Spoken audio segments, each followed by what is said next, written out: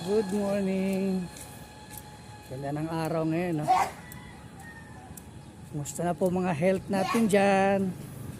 Usapang health naman tayo. Oo. Isingit ko yung usapang health kasi hindi malungkot din. Dahil may kaibigan ako na mild stroke. Kagabi lang. And then yung isang close friend din, last 2 days ago namatay. Alam mo yun, dahil siyempre kakasakit, matanda tayo eh. So kaya ako laging nag-i-invest sa sarili ko, try mag low carb. Hindi ko man perfect, pero I'll try ko talaga mag low carb. Then mga healthy healthy lifestyle lang lagi. Di pa man perfect talaga na nagagawa ko siya, pero I'll try. Kaya nga, di ba, pagka nakikita din sa mga videos ko yung Salveo barley grass, di ba? Bumibili ako noon. Gumagamit ako noon.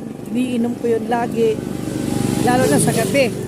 Sa gabi, lagi kong iniinom yun bago patulog. Iniinom ako noon. Naging yan, kasama sa pang araw-araw yun si Salveo barley grass. At the same time, siyempre nagre-negosyo ako nun, user, tapos business.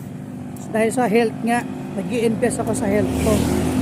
And then yan, gaya nito, walking, di ba? Lagi naman akong gumagawa ng video pagka may time, nag-video ako. So yan, walking, exercise, tapos ini-intake Salveo barley grass, tapos mga low carb. So yun, nag-i-invest talaga ako ng para sa katawan. So hopefully kayo din, pag-invest din kayo sa katawan nyo. Hindi porke feeling natin maganda, kasi yung kaibigan ko na namatay ganun eh, wala siyang nararamdaman.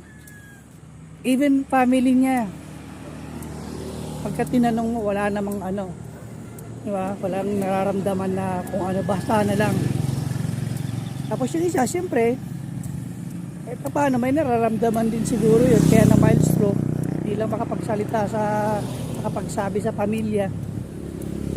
So yun lang po, invest tayo. Nag-a-advise lang ako, siyempre mostly sa inyo, close ko na din.